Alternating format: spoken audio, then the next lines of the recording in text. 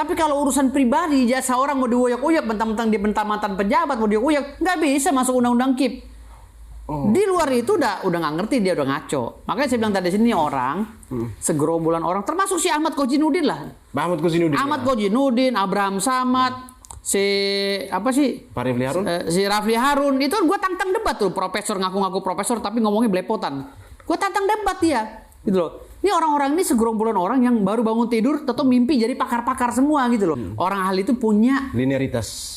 Bukan saja linearitas, tetapi ada uji kompetensi. Oke. Di bidangnya. You misalnya pakar telematika. Roy Panci ini kan ngaku-ngaku pakar telematika. Nah, lu sekarang linear nggak pendidikan lu dengan kepakaran lu itu? Pendidikannya aja bukan ahli IT kok, bukan di bidangnya, bukan prodi IT. Prodi lain kan gitu. Dia mengaku pakar telematika selama ini, berarti kan melakukan kebohongan publik. Dia tidak punya sertifikasi. Dia hanya mengaku-ngaku, artinya dari situ aja Roy Suryo itu kan jejak digitalnya banyak. Udah nyolong panci di rumah dinas kan gitu. Ini si Rismon CS ini ya, nih kalau menurut gue ikan betok kena pancing ya kan, muridnya robek jadi sembarang ngomong gitu loh. Karena kepedesan ngoceh-ngoceh. Jadi ini ikan betok ini ya kan sembarang ngomong, bicara bla bla bla bla bla bla. Saya pakar forensik. Saya begini. Saya S3-nya di Jepang. Begitu dicek S3-nya nggak mengakui kampusnya. Kan ini suatu kebohongan publik yang benar-benar melanggar undang-undang. Tetapi juga nggak perlu diperiksa lagi, nggak perlu dilaporkan lagi. Cukup laporan Pak Jokowi dijadikan acuan untuk memenjarakan mereka. Insya Allah minggu depan juga saya akan somasi sekali lagi, baru saya laporkan dia. Terkait dengan ijazahnya. Ijazah, oke. Iya, terkait dengan ijazah Rismon, saya akan laporkan dia. Gitu loh. Kalau dia tidak menerima tantangan saya untuk ribut di ring, tapi setelah ribut diam, bikin pernyataan, setelah ribut lu pensiun jadi provokator kan gitu. Ketika mereka bermain di isu ini juga masuk juga ada Pak Saididu dan teman-teman, Pak Saididu, Bang Refli, terus ini siapa? Amin Rais, ya.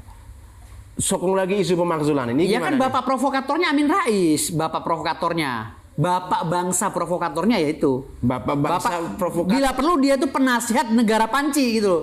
Juluki penasihat negara panci Pak Amin Rais itu. Karena bapak provokatornya dia kan gitu. Kalau menurut gua ya. Struktur ini gimana? Kalau di struktur negaranya, dia itu Dewan Penasihat Negara Panci. Pak Amin Rais itu Dewan Penasihat Negara Panci. Di bawah-bawahnya ini tadi yang gue sebutin gitu loh. Nah presidennya si Rismon itu tadi. Iya. Kan kita bisa sebut semua gitu. Dan gue berbicara ini demi kemaslahatan bangsa loh. Saya sedang menyelidiki dengan tim saya, bener nggak dia ini membuat buku sengaja mengocok-ngocok politik di Indonesia untuk dituliskan di satu buku dia dan dibayar mahal oleh orang luar negeri. Dia yang mencari keuntungan dari mencari keuntungan, tidak murni untuk pro rakyat. Jadi taruhan 1 miliar ini beli buku aja atau gimana? Buku ngapain saya beli buku dia? Buku nggak laku itu. Kalau saya ya, buku hoax semua. Berarti ini luar biasa satu analisis bagus dari Abang Firdaus ya, bahwa ada unsur pengkhianat. Pengkhianat ini tidak dalam skala kecil, ini pengkhianat negara. Pengkhianat negara. Berarti kita melihat ini soal Pak Refli ini kan dengan dia mengorkestrasi terus, artinya setiap hari seperti yang saya katakan tadi bahwa mengungkap fakta baru. Kalau dia wakil provokator kalau saya duga. Wakil provokator. Rafli Harun ini bukan pakar tata negara, provokator, wakilnya Amin Rais.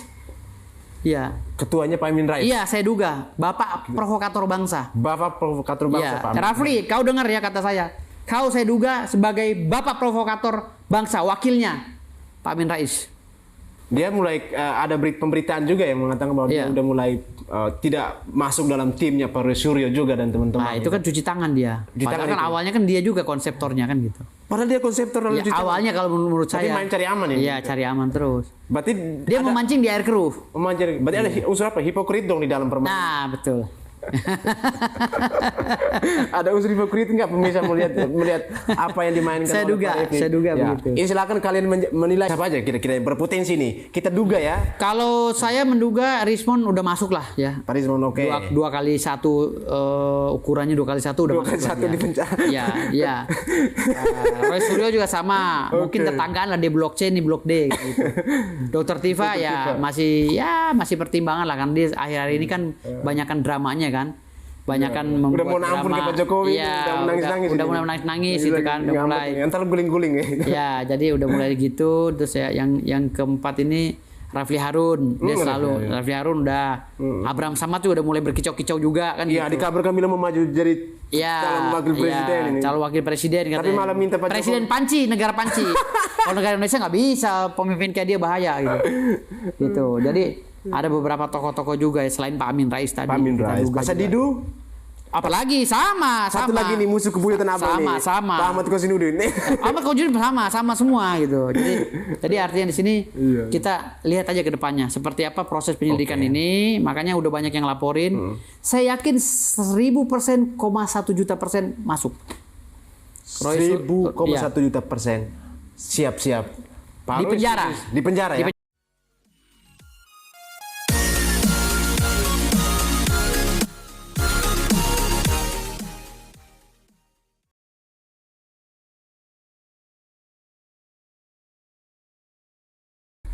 Pemirsa, nggak main-main. Kali ini Rismond dan teman-teman disomasi. Siapa yang bakal somasi beliau? Pasti teman-teman sudah menyaksikan video yang beredar di sosial media di TikTok. Angka nilai uang itu nggak main-main ini. 1 miliar jarang-jarang di Indonesia somasi dengan angka 1 miliar. Malam ini bersama saya, Pembasmi. Ya, kalian cari sendiri Pembasmi, ini tulisan singkatan dari Pembasmi. Mantan vokalis band sekaligus pengacara atau advokat, Abang Firdaus Oibobo. Jelas ini di belakang. Selamat malam Abangku. Malam. Luar biasa. Siap. Tetap semangat ya ini. Semangat dong. Membela Pak Jokowi dan membela Pak Prabowo, Pak Jokowi membela negara dari kalangan ODGJ. Siap. Merah putih ya. Merah putih. Oke. Nih Bang Firdaus. Kemarin 1 miliar ini nggak main-main ini somasi Bang Rismond. Ini mau beli Pak Rismond atau mau beli buku Pak Rismond atau mau ditantang? Saya malah mau nyiapkan 10 miliar minggu depan. Oke. Ya, saya bawa uang 10 miliar cash minggu depan. Kemarin kan 1 M. Kemarin sebenarnya bukan 1 M. Kita ambil 600, ternyata nggak bisa diambil lagi. Baru bisa besoknya gitu. Jadi rencananya 10 miliar di minggu depan. 10 miliar ini nih? Ya, saya mau cash 10 miliar. Kasih langsung ke nih Pak Rismond? Bertarung dulu dengan kita. Gitu. Iyalah, kalau menang dia 10 miliar. Berarti Pak Rismond harus siapkan juga uang yang sepadan 10 miliar gitu. Iya, enggak, taruh di muka. 2 kali lipat dia. Harus 2 kali lipat? 20 miliar. Kenapa harus 20 miliar? Ya karena kan kita memberi sanksi kepada dia karena udah bikin gaduh. Merusak usaha orang kan gitu. Akibat permasalahan ini akhirnya ekonomi bangsa kan keganggu nih. Keganggu di saat ekonomi dunia sedang terganggu, ditambah lagi hiruk pikuknya si Rismond bagaikan nuklir yang berisi uranium nih muter meledak enggak gitu. Jadi kita was-was tuh. Jadi daripada kita was-was mendingan kita meledakin aja sekalian gitu. Ini seperti apa, petir ya, kayak lebih dari petir. Makanya sebenarnya efek domino dari perbuatan Roy Suryo dengan si Rismond, Dr. Tifa segala itu. Jadi ini semuanya efek dominonya sangat parah sekali, sangat negatif karena semua kritikan mereka itu tidak mendasar. Dan mereka siapa di bangsa ini? Nggak punya legalitas. Kalau mau kritik di bangsa ini harus punya legalitas dong. Karena dasarnya konstruksi hukum yang terbentuk ini, mulai dari Undang-Undang Dasar 1945 sampai ke Undang-Undang itu jelas turunannya. Yang menjadi turunan Undang-Undang Undang-Undang Dasar 45 nomor pasal 28 ya tentang kebebasan dalam berpendapat. Kadang-kadang kan masyarakat Indonesia ini kan salah menafsirkan Undang-Undang Dasar 1945 tentang kebebasan berpendapat. Tentang keterbukaan publik. Padahal konstruksi hukumnya di dalam hukum tata negara itu ada Undang-Undang Dasar 45, di bawahnya turunannya undang-undang dan peraturan. Jadi aturan-aturan inilah yang menjadi acuan untuk kita berbangsa dan bernegara. Gitu loh. Bukan ke Undang-Undang Dasar 45. Jadi orang salah mengejawantkan bahwa kami orang Indonesia bebas berbicara, terserah gue, negara-negara gue. Itu salah, pemahaman hukum yang salah. Jadi mulai sekarang orang tidak boleh lagi sembarang berbicara kalau mereka tidak punya legal standing. Legal standing ada arti gini. You mau berbicara tentang apa? Saya mau mengkritik orang. Oke, masuk di organisasi. Organisasi apa yang mengkritik itu? Kamu mau mengkritik tentang apa? Keuangan. Cari LSM tentang keuangan. Tidak hanya persoalan kapasitas saja. Tidak kapasitas. Saya warga negara berhak berbicara. Tidak. Sekarang sudah diatur semuanya. Apalagi mengaku sebagai ahli. Ahli forensik harus berbicara masalah forensik, tapi dia harus berbicara juga sebagai ahli yang diminta oleh negara. Nggak bisa sembarang ahli forensik. Ahli forensik kagak ada kompetensinya, nggak ada uji kompetensi, nggak ada sertifikasi. Nggak sama negara itu. Oh enggak. Jadi dia ahli forensik yang ada di kolong jembatan. Gitu loh. Jadi waktu dia tidur di kolong jembatan bangun tahu jadi ahli forensik. Jadi pakar telematika. Jadi ini gembel mengaku ahli forensik. Gembel mengaku ahli forensik. Ya, gembel yang hina dina mengaku ahli forensik. Nah, gitu. Bung Firdaus melihat ini kan ada hal yang dipertentangkan soal undang-undang KIP nih, keterbukaan informasi publik ini. Bang Firdaus ini pasti orang yang sangat matang di dunia advokasi. Apa yang mereka begitu kekeh nih pengen melihat ijazah Pak Jokowi dan memaksakan Pak Jokowi harus menunjukkan ini bagaimana Bung Firdaus memberikan elaborasi tentang keterbukaan informasi publik ini. KIP itu undang-undang keterbukaan publik itu undang-undang nomor 14 kalau nggak salah ya. KIP keterbukaan informasi publik kalau nggak salah undang-undang nomor 14 ya.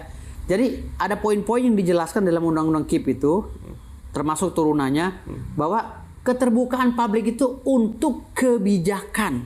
Untuk kebijakan.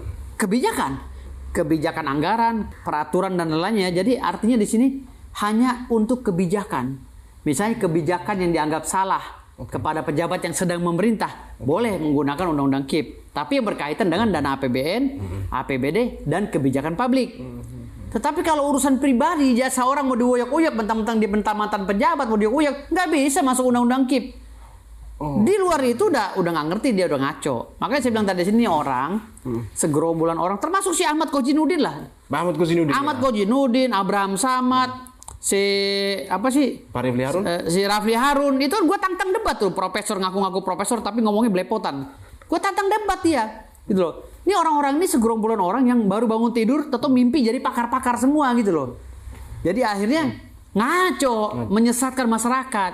Nah ini perlu diluruskan otak-otaknya semua. Makanya saya bilang tadi, boleh aja mereka itu berbicara, tapi ada uji sertifikasinya dong. Ada uji kompetensinya. You sebagai apa? Lembaga mana yang mengeluarkan kalimat bahwa you itu pakar? Gitu. Saya saja ini yang begitu banyaknya dimintai pendapat oleh orang, belum berani bicara masalah pakar. Karena saya merasa ilmu saya masih kurang. Gitu. Tapi ini kok orang pada gampang banget ya, pakar. Saya pakar. Pakar apa sih arti pakar itu? Lu ngerti ya konstruksi hukum tata negara?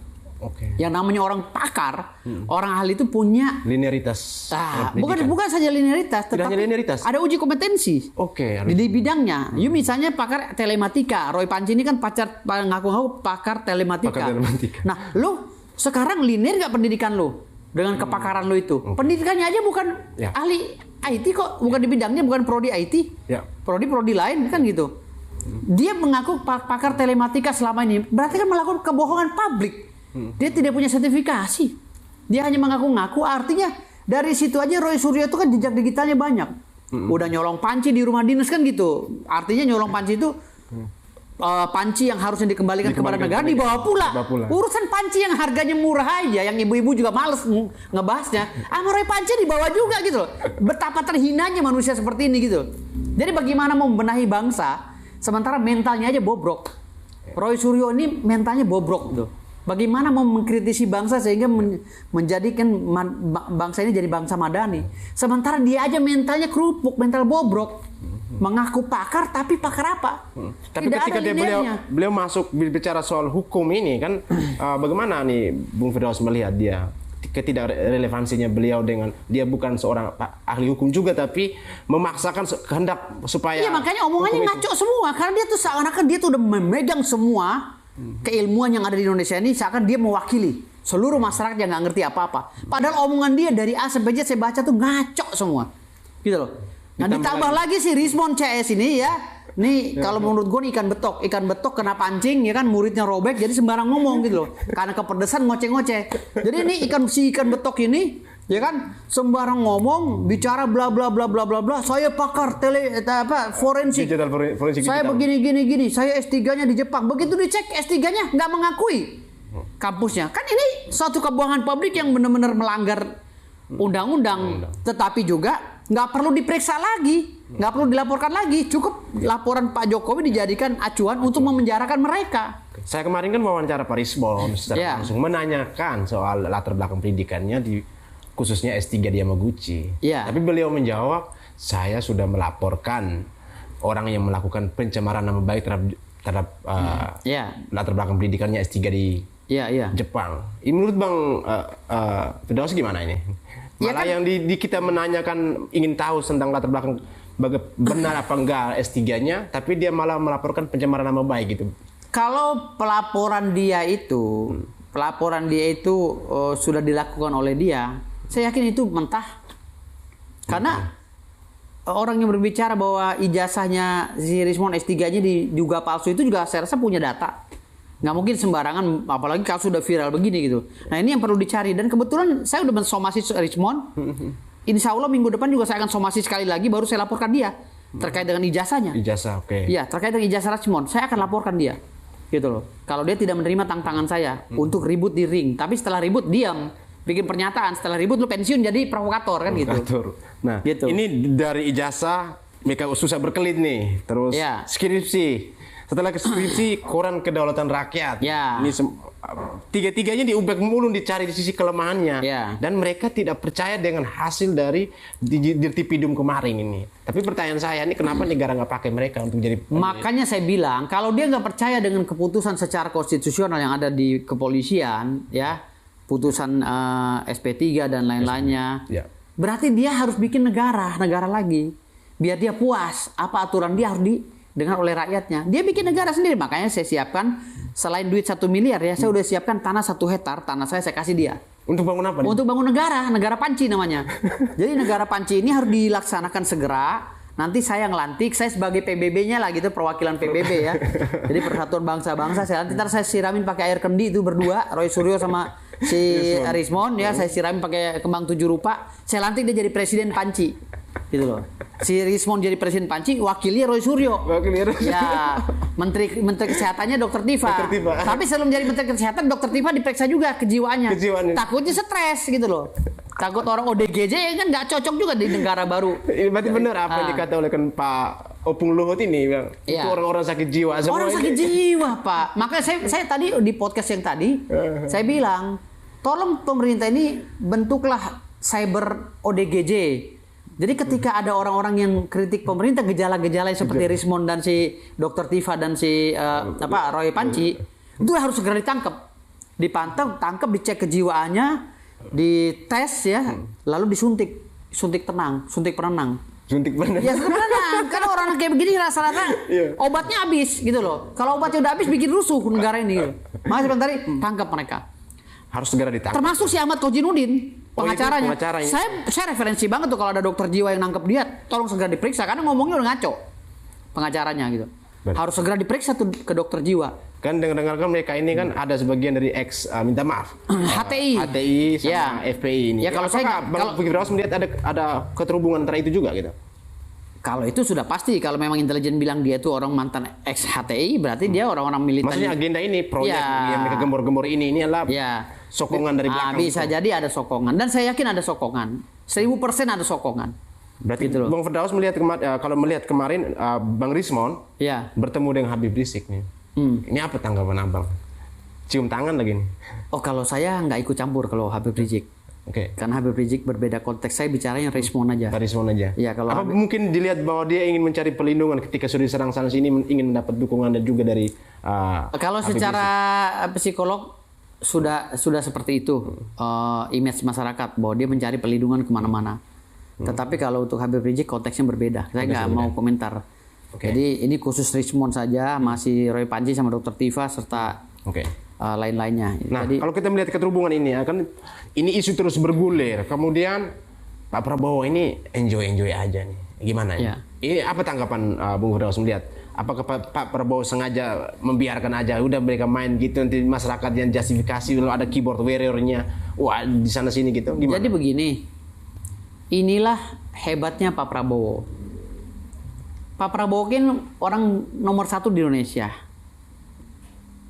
Dibanding sama si Rismond kan kastanya udah hancur banget kalau Prabowo ngurusin ginian kan gitu. Kalau Rismond kan polsek aja cukup kan gitu. Saya mau ngelapor ke polsek, bila perlu kalau ada yang rendah lagi, pospol lah. Saya lapor ke pospol saya Rismond. Kehebatan kalau saya lapor ke Mabes gitu. Jadi artinya kalau seandainya Pak Prabowo ikut ngurusin Rismond dan Roy Panci ini, ODGJ ini, saya rasa nggak relevan. Karena masih banyak urusan negara yang lebih pantas diurus oleh Pak Prabowo ketimbang manusia ODGJ, segerombolan manusia ODGJ ini. Yang saya duga ODGJ, tuh kata Cicek bener. Ya, saya duga ODGJ gitu loh. Makanya sebenarnya segera bentuk cyber ODGJ, tangkap mereka. Ketika dia gak ada gejala, suntik mereka. Bila perlu suntiknya yang permanen lah, berapa yang setengah tahun atau setahun ya. Biar dia tidur 1 tahun, di negara jadi aman gitu. Nih pemirsa, apakah Anda setuju nih usulan dari Bung Firdaus bahwa negara harus membentuk cyber ODGJ. Karena ini udah nggak wajar mereka. Udah nggak wajar tuh, termasuk Mama Ompong yang sering ikut si Ahmad Kojinuddin sampai segala itu. Termasuk si Ahmad Kojinuddin harus diperiksa psikiater. Bulan dari. Semuanya itu periksa. Itu tuh orang-orang gejala. Kemarin ke demo. Gejala ODGJ-nya ada. Gejalanya. Ada gejala ODGJ. Tidak perlu ngecek. Kalau menurut saya perlu dicek itu. Karena ini udah rombongan ODGJ semua. Udah nggak relevan. Kenapa? Dia teriak masalah ini, pindah lagi ke sini, pindah lagi ke sini. Jadi wah ini udah bukan mengatasnamakan rakyat. Dan orang itu aja jumlahnya dan bisa kita sebut. Gitu. Nah, ketika mereka bermain di isu ini juga masuk juga ada Pak Saididu dan teman-teman, Pak Saididu, Bang Refli, terus ini siapa Amin Rais, ya sokong lagi isu pemakzulan ini. Ya kan bapak provokatornya Amin Rais, bapak provokatornya. Bapak bangsa provokatornya yaitu Bapak bangsa provokator. Bila perlu dia tuh penasihat negara panci gitu loh. Juluki penasihat negara panci Pak Amin Rais itu. Karena bapak provokatornya dia kan gitu. Kalau menurut gua ya struktur ini gimana? Kalau di struktur negaranya dia itu Dewan Penasihat Negara Panci. Pak Amin Rais itu Dewan Penasihat Negara Panci. Di bawah-bawahnya ini tadi yang gue sebutin gitu loh. Nah presidennya si Rismon itu tadi. Iya. Kan kita bisa sebut semua gitu. Dan gue berbicara ini demi kemaslahatan bangsa loh. Karena udah sangat mengkhawatirkan sekali gerakan mereka ini. Lu bisa bayangkan. Seluruh negara ini baik di Eropa maupun di timur ya di timur artinya di Asia Timur, Asia Tenggara, Blok Timur Uni lah. Uni Eropa dan Blok Timur. Ini sedang membahas masalah perang konvensional. Oh ya. Jadi mereka sedang mengantisipasi untuk melindungi rakyatnya dari peperangan konvensional nuklir apabila terjadi. Makanya sekarang mereka bikin bunker-bunker untuk menyelamatkan masyarakatnya. Karena efek dari nuklir ini jangan salah. SAR bomba itu bisa ngancurin satu benua, satu nuklir. Ya. Bisa menghancurkan ya SAR bomba. SAR bomba itu yang ditakutkan oleh dunia. Di punya Rusia. Di Hiroshima dulu itu. Oh itu kecil. Chernobyl kecil itu. Chernobyl baru kentut aja udah membunuh berapa orang kan gitu. Nagasaki Hiroshima masih kecil itu. Ini SAR bomba. SAR bomba ini beranak pinak dan jumlahnya itu belasan ribu. Ya, belasan ribu loh punya Rusia. Punya Ukraina 3 sampai 4 ribu. Nuklir sekelas SAR bomba. Amerika belum. Cina belum. Korea Utara lebih parah lagi. Daya hulu ledaknya Amerika bisa tenggelam dengan satu nuklir. Kalau seandainya perang konvensional ini udah terjadi, jangankan meledak, ngelewatin negara kita aja tuh virusnya banyak. Dan paru-paru kita bisa hancur. Nah, ini yang sedang dibahas oleh negara-negara di dunia. Mereka sedang membahas bagaimana caranya nuklir ini agar kita terhindar dari nuklir karena bumi ini terlalu banyak nuklir. Ya kan? Kita bagaimana cara mengkonsep keselamatan masyarakatnya. Rismon lagi ributin masalah ijazah. Jokowi itu udah pensiun, ngapain diucak-ucak ijazahnya? Gitu loh. Kok nggak elit banget pemikiran negara kita ini? Coba bantulah Pak Prabowo yang sedang giat-giatnya membangun bangsa, menghabisi semua para koruptor. Bagaimana caranya negara kita ini sehat lagi, jangan sampai negara ini jadi ladang gosip hoax gitu. Coba gimana sih dengan? Nah sekarang Pak Prabowo sedang membentuk tim olahraga. Menggalakkan Liga 1, Liga 2, ya kan bola gitu kan. Seperti itu kan, karate dan lain-lainnya. Coba, ini kan hal positif yang dibentuk oleh Pak Prabowo agar masyarakat Indonesia tidak jadi ODGJ seperti si Rismon dan si Roy Panci gitu loh. Makanya tadi cobalah kita Roy Panci. Nah, makanya gue mendukung program Pak Prabowo daripada kita menyebarkan hoax dan membuat gaduh bangsa. Ya, gue akhirnya kemarin jadi promotor. Gue siapkan duit 1 miliar promotor Roy Panci, Dr. Tifa, Rismon. Sekaligus dengan Rismon dan lain-lainnya, gue udah siapin ring. Duit 1 miliar, ini bisa bertambah. Lu lawan orang-orang yang gue tunjuk nanti. Lawan untuk di ring. Tentunya beratnya sama, besarnya sama. Kita mainkan. Nah kalau kita melihat ini proses pelaporan ini, Pak Roy Suryo ini dia karena mereka gagal kan kemarin dengan Dumasnya mereka, kemudian di Dirtipidum kemarin. Kemudian Ini akan ada laporan lagi gugatan lagi mereka untuk meminta gelar perkara ulang. Itulah yang saya bilang tadi, mereka itu tidak sama sekali mengerti tentang konstruksi hukum tata negara. Lu bisa bayangkan di situ ada si Rafli Harun yang katanya pakar tata negara. Gue bilang tata negara apa tata boga, gue bilang gitu. Karena orang tata negara nggak begitu ngomongnya.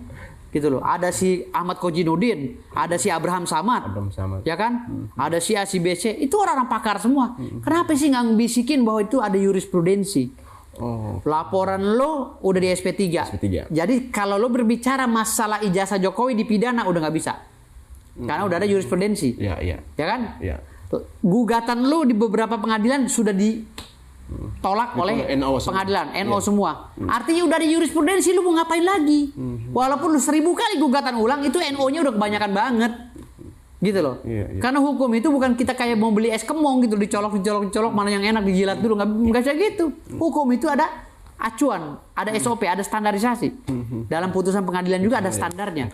Apakah nih Bung Firdaus melihat keputusan dari penyidikan di Dirtipidum kemarin itu bisa setara hakim juga bahwa menyatakan SP3 dan setara dong. Kalau SP3 kan semuanya itu tergantung daripada jaksa dan polisi. Betul, sekarang mereka berharap banget untuk bisa sidang lagi nih. Ini dari mana kalau sudah setara hakim? Makanya gue bilang tadi, atau gini deh, gue siapin aja tempat gue adalah tanah kosong, ya hakimnya biar gue aja jadi hakimnya gitu loh. Maksud gue tanah kosong, gue punya tanah 3 hektar tuh di Cikupa. Gue bikin mejanya, si Rismon lah gugat nggak apa-apa terserah. Gue yang hakimnya, dia lapor ke gue lah, ntar gue sidang-sidangin gitu loh. Ntar siapa yang jadi Jokowinya, siapa yang jadi gue, di situ lah. Parodi ini aja. Ya, tapi nggak usah pakai atap, sidang-sidang aja walaupun hujan-hujanan, ntar gue pakai baju toga gitu kan.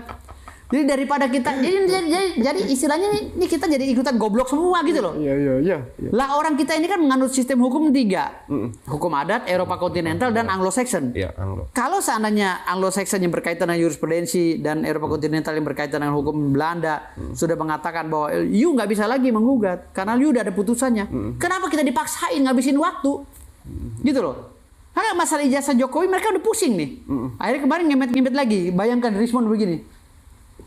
Assalamualaikum Pak Bapak apa namanya Mustejo atau apa? Kasmujo. Saya respon sniper Pak. Boleh saya tanya? Oh yang itu kemarin video. Kan gue bilang maksain banget lu respon. Gitu loh. Lu siapa ngetok-ngetok pintu orang, ngupload video untuk ngejelekin Pak Jokowi? Ngapain? Itu aja sudah menjadi barang bukti, alat bukti untuk dilaporkan undang-undang ITE. Kalau Pak Jokowi mau melaporkan, itu aja bukti. Ini gue bilang kelakuan si Rismon yang ODGJ ini ya, yang saya duga ODGJ, ini makin lama nih makin banyak bukti Pak Jokowi untuk memenjarakan Rismon. Secara nggak sadar. Padahal dia tuh setelah dilaporkan Pak Jokowi harusnya kan diam. Tapi makin parah, makin ngomong, nantang itu. Nah baru-baru ini juga tuh. Nantang Kapolri. Ya saya baru lihat video-videonya si Rismon menghina Pak Tito. Menghina Pak Tomsi, menghina Bang Silver. Bukan. Bang Silver juga dibilang penjilat. Ya mantan Kasat Polda Metro Jaya siapa? Dia kakak letingnya abang saya kan sekarang bintang 1 juga, dia bintang 1, abang saya kan sekarang mau naik bintang 1, jadi kakak letingnya siapa itu dulu ya. Jadi semua perwira polisi ini dihina sama dia, bahkan dia bilang kotornya itu se-Asia Tenggara, kan gila. Jenderal masih menjabat dia bilang kotornya. Mendengar itu makanya saya panas. Generalisasi fitnah. Iya, fitnahnya lebih kejam daripada pembunuhan. Nah saya ini kan saya ini pengacara. Ya. Saya setiap hari, setiap detik itu selalu berkonsultasi bersama kawan-kawan untuk bekerja sama dengan pihak kepolisian, jaksa, dan hakim. Kita tahu persis nggak semua polisi itu bejat. Paling yang bejat itu 0,5%. Itu pun yang mendukung pilpres lain. Iya. Sisanya tuh orang-orang benar semua loh polisi. Saya udah sering bertemu dengan polisi, penyidik apa segala itu. Ya Allah, mereka itu... Kadang-kadang orangnya sholat, rajin, nggak neko-neko gitu loh. Sidang-sidang, ya lu tersangka aja, lu enggak yang pulang kan gitu. Jadi image negatif yang distigmakan oleh si Roy, Rizal Fadila, si Rismon Syanipar ini mencemarkan nama Polri di kancah internasional. Bayangkan, katanya Jenderal Polisi Indonesia ini siapa namanya itu, dia bilang dikenal cacat, koruptor dan cacat di dunia Asia Tenggara. Kan gila itu. Gitu. Itu masuk parameternya apa dia menjustifikasi polisi itu, perwira itu? Itu bisa kena pasal nggak itu? Oh iya, Hengki tadi, Bang Hengki. Bang Hengki ya itu. Mantan Kasat itu Bang Hengki, Brigjen Hengki. Itu bisa kena pasal nggak itu? Kena dia. Makanya kan saya udah somasi, saya udah contreng tuh mana pasal-pasal yang bakal kena dia setelah gue laporin nanti. Ini menumpuk nih pasalnya. Numpuk. Seabrek nih berkasnya. Karena besok juga Pradi Bersatu akan melaporkan. Iya benar. Kalau gue kan versinya pembasmi. Perkumpulan Badan Advokat Saudara Pendidikan Indonesia di bawah pimpinan gue. Nah, gue akan melaporkan juga dia minggu depan. Nah, kalau Pradi Bersatu besok di saya ikut dong untuk press release-nya itu. Saya ikut juga. Kita akan laporkan, tapi saya somasi kedua dulu. Oh, pas somasi kedua. Iya, somasi pertama kan udah minggu depan nih somasi kedua. Saya ketinggalan informasi somasi pertama ini. Somasi kedua minggu depan. Nah, somasi kedua nggak didengarkan, saya laporkan dia. Oke, siap. Gitu. Nah, Abang, ini terkait laporan Abang nanti minggu depan ya, somasi ini, delik-delik apa saja yang akan Abang bakal sematkan ini buat Pak Rismond dan teman-teman ini? Kalau deliknya kan karena berkaitan dengan pemimpin bangsa ya, pasti saya memakai delik biasa. Delik biasa itu atau delik relatif ya, jadi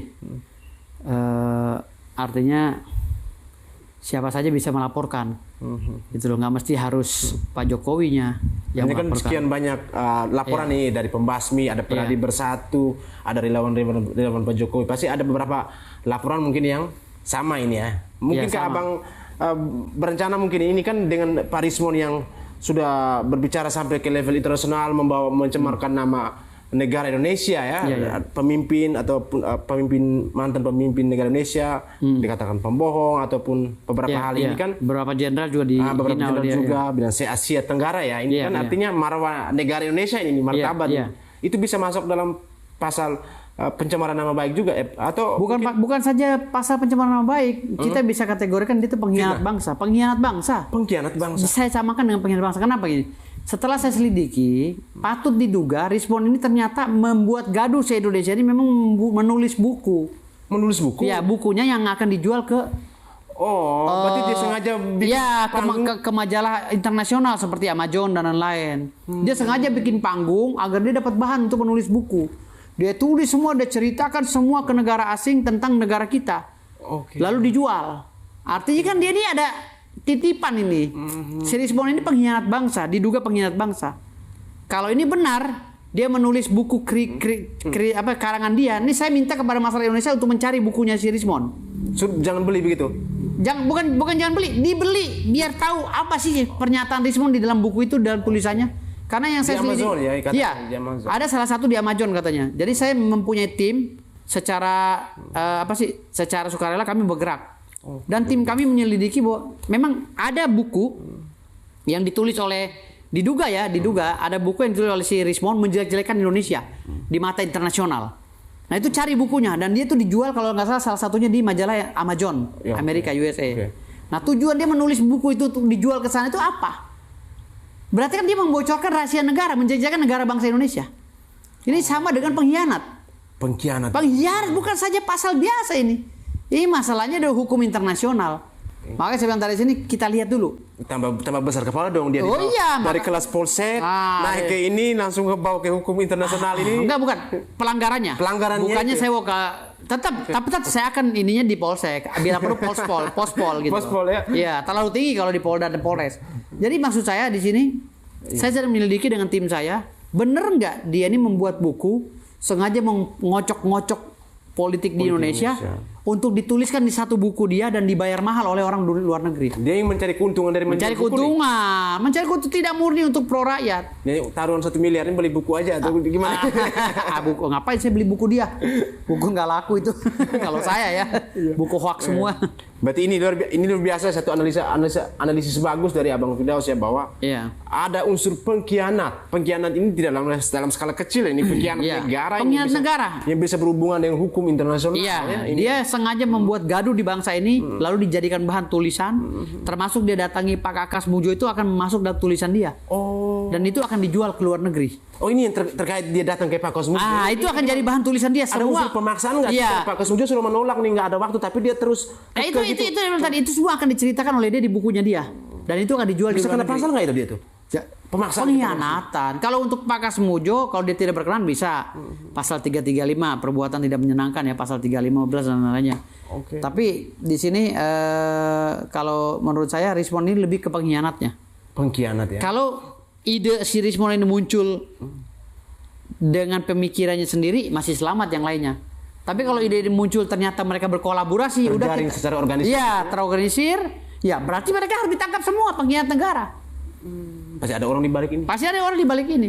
Berarti yang orkestrasi ini kita lihat setiap hari ini kan ada Pak Refli Harun ini dia mengungkap fakta baru, ditangkap bersama Rismond. Ungkap fakta bisa baru. Bisa jadi mereka memang tujuannya untuk menjual buku, menulis buku untuk menjajakan bangsa Indonesia. Bang Refli jual buku mungkin. Bisa jadi. Itu kan mereka berkali berbicara bahwa kami menulis dalam tulisan saya kan selalu begitu. Tulisan itu dijual ke luar negeri. Gitu loh. Kan ini sama dengan pengkhianat. Menjelekan bangsa. Gila ini, udah gila. Kalau mau buat buku dan jualnya di Jatinegara atau di Senen mungkin masih kita anulir. Kan gitu. Tetapi kalau udah jualnya ke luar negeri, ini kalau ini benar pengkhianat bangsa dia. Rahasia negara ini. Iya, Rismond pengkhianat bangsa. Gitu. Berarti kita melihat ini soal Pak Refli ini kan dengan dia mengorkestrasi terus, artinya setiap hari seperti yang saya katakan tadi bahwa mengungkap fakta baru. Kalau dia wakil provokator kalau saya duga. Wakil provokator. Rafli Harun ini bukan pakar tata negara, provokator, wakilnya Amin Rais. Iya. Ketuanya Pak Amin Rais. Iya, saya duga, Bapak provokator bangsa. Bapak provokator bangsa, Pak Amin. Rafli, kau dengar ya kata saya. Kau saya duga sebagai Bapak provokator bangsa, wakilnya Pak Amin Rais. Ya. Nah, kalau kita lihat lagi ini soal bagaimana Pak Refli ini kan, legal standingnya dia, bagaimana dia berbicara di depan publik, ini kapasitasnya menurut Bung Firdaus sebagai apa nih? Tidak hanya sebagai provokator, apakah ada yang lain gitu? Kalau dia berbicara bahwa dia itu kapasitas sebagai kaum akademisi, kaum akademisi berbicara tertata dan mempunyai estetika dalam berbicara, gitu loh. Kalau dia berbicara menghujat, menuduh Pak Jokowi, menuduh pemerintah, menuduh dengan kata yang tendensius, itu bukan akademisi, Pak. Bukan itu. Dia mulai ada pemberitaan juga yang mengatakan bahwa dia udah mulai tidak masuk dalam timnya Pak Suryo juga dan teman-teman. Nah, itu kan cuci tangan dia. Padahal kan awalnya kan dia juga konseptornya kan gitu. Padahal dia konseptor lalu cuci tangan. Awalnya kalau menurut saya. Tapi main cari aman ya. Iya, cari aman terus. Berarti dia memancing di air keruh. Memancing. Berarti ada unsur apa? Hipokrit dong di dalam permainan. Nah, betul. Ada unsur hipokrit nggak pemirsa melihat apa yang dimainkan? Saya duga begitu. Ini silakan kalian menilai ya. Kami bukan menuduh, tapi ini apakah ada unsur nggak gitu? Karena tadi yang dikatakan oleh Bung Firdaus bahwa ada unsur pengkhianatan terhadap negara itu tuh. Luar biasa. Negara ini kita berhasil. Negara diobok-obok, lalu ditulis tentang sejarah negara ini, cerita negara itu tentang diobok-obok oleh dia jual ke negara lain bukunya. Itu gila. Seolah mereka menjadi pahlawan. Itu gila. Itu gila banget. Nah, melihat semua biang dari permasalahan ini nih, ada dari hukum, sudah menjelaskan itu, terus bagaimana soal relasi sosial, terus ada permainan ini. Nah, sekarang belum dari segi politik ya. Walaupun Abang Firdaus ini kan di politik bukan tidak terlalu tajam ya, tapi Abang kurang berada di dalam ruang politik karena berada lebih banyak dalam advokasi dan hukum. Betul. Tapi paling tidak antara relevansi antara hukum dan politik ini kan kita melihat ada orang yang bermain di balik itu, yang mengorkestrasi gitu. Jadi saya jelaskan dulu. Hidup di dunia ini tidak terlepas dari politik. Apa itu politik? Politik adalah cara orang untuk menghasut orang lain untuk mengikuti kehendak dia. Jadi semua orang yang berkehidupan berbangsa dan bernegara di dunia ini, termasuk makhluk-makhluk yang lainnya, batu, kayu, itu berpolitik, Pak. Bagaimana kayu itu mengemas dirinya agar orang tertarik mengambil batu itu untuk digunakan dan dia mendapatkan pahala. Semua yang hidup ini tidak terlepas dari politik. Cuman bedanya ada politik hukum, politik praktis, politik ekonomi, politik budaya, dan lain-lain. Itu politik kita harus tahu dulu. Politik praktis. Politik praktis adalah politik yang menentukan arah kehidupan berbangsa dan bernegara secara hukum. Berarti saya tarik kata-kata saya tarik bahwa Abang kurang itu bukan masuk. Bukan. Itu. Jadi ranahnya Abang itu lebih banyak didominan di hukum. Tapi hukum juga ada hukum politik. Ada hukum politik. Ya, ada politik hukum ya. Nah, makanya saya bilang dari sini dia ini menggunakan politik bernegara. Mereka ini politik praktis. Artinya mereka sedang mengacak-acak negara dengan politik negaranya untuk dijual beritanya ke luar negeri. Gitu. Nah, terakhir nih Abang melihat ini saya kembali lagi ke soal cyber ODGJ ini. Ya, cyber ODGJ. ini nggak main-main ya. Kalau negara nggak mau bentuk, pembasmi akan bentuk. Nah, apakah abang ada usulan lain selain cyber ODGJ ini kepada teman-teman, ke Pak Roy, Pak Rismon, apakah mereka harus hentikan dengan melihat ini kalau mereka terus, pastilah akan mereka masuk penjara berapa persen gitu menurut abang itu? Kalau untuk masuk penjaranya 1000%, 1 juta persen. 1.1 juta. Ya bukan 100% lagi, 1.1 juta persen. Karena peluangnya ya, gitu. bisa jadi bukan saja Roy Suryo dan Dr. Tifa atau si Rismon ya, yang kemungkinan besar Roy Suryo dan Rismon. Tapi yang lain-lainnya juga yang menjadi provokator, yang ikut menyediakan alat dan lain-lain itu bisa kena juga. Karena semua nih bisa pasal 55 ikut serta dan berbuat kejahatan. Pasal ikut serta dalam berbuat kejahatan dan menyiapkan alat kejahatan untuk berbuat jahat. Dan menyiapkan alat kejahatan. Pasal 56, pasal 55. Ya, ini ya, instrumen-instrumen hukum yang teman-teman harus tahu ya, bahwa jangan dilihat hanya yang ditampil di depan sebagai penggerak, tetapi yang bergerak di depan, tapi penggerak di belakang juga kena. Instrumen juga kena. Ya. Apalagi kena terkait dengan pasal provokator. Pasal pengkhianatan terhadap negara itu ada pasalnya. Siapa aja kira-kira yang berpotensi nih? Kita duga ya. Kalau saya menduga Rismon udah masuk lah ya. Pak Rismon oke. 2x1 ukurannya 2x1 udah masuk. 2x1 di penjara. Iya. Roy Suryo juga sama. Mungkin tetanggaan lah di blok C nih, blok D gitu. Dr. Tifa masih pertimbangan lah kan, dia akhir-akhir ini kan banyakkan dramanya kan. Banyakan udah mau ampun ke Pak Jokowi, udah mulai nangis gitu kan, udah mulai entar guling-guling ya. Ya, jadi udah mulai gitu. Terus ya yang keempat ini Rafli Harun, dia selalu Rafli Harun udah Abraham Samad tuh udah mulai berkicau-kicau juga kan. Iya, dikabarkan bilang mau maju jadi calon wakil presiden ini. Calon wakil presiden katanya. Tapi malah minta Pak Presiden Panci, negara Panci. Kalau negara Indonesia nggak bisa, pemimpin kayak dia bahaya gitu. Gitu. Jadi ada beberapa tokoh-tokoh juga ya selain Pak Amin Rais tadi. Pak Amin Rais. Pak Sadidu. Apalagi sama. Satu lagi nih musuh kebuyutan abang nih. Sama. Pak Ahmad Kosinudin. Ahmad Kosinudin sama semua gitu. Jadi artinya di sini kita lihat aja ke depannya seperti apa proses penyelidikan ini. Makanya udah banyak yang laporin. Saya yakin 1.000%, 1 juta persen masuk. 1.000,1 juta persen. Siap-siap. Di penjara ya? Di penjara. 2 kali 1. Iya. Si Roy Suryo dan si Rismon. Tifa, Ahmad Kosinudin dan teman-teman ya. Pemirsa, apakah menurut kalian tersangkanya bakal bertambah lagi atau tidak? Dan mari kita dukung langkah yang diambil dari Pembasmi, perkumpulan Badan Advokat Solidaritas Merah Putih yang diketuai Merdeka Indonesia yang diketuai oleh Abang Firdaus Owibowo yang gelarnya panjang sekali. Iya. Panjang sekali nih satu banner ini.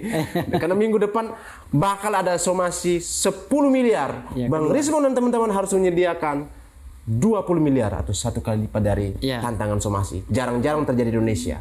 Apa tadi Abang saya lupa tadi satu? Negara apa? Kalian akan saya jadikan pengurus di negara Panci. Saya akan memberikan tanah 1 hektar di Parung, tanah saya, untuk kalian bentuk negara sendiri, negara Panci namanya. Dan saya sebagai wasitnya. Saya sebagai pengawas PBB. PBB Panci juga saya. Bukan PBB yang HAM. Bukan, PBB Panci. Oke pemirsa, terus pendapat Anda di kolom komentar. Tetap merah putih, kita dukung pemerintah Prabowo Gibran. Mari kita tetap waras. Salam merah putih. Pembasmi ODGJ.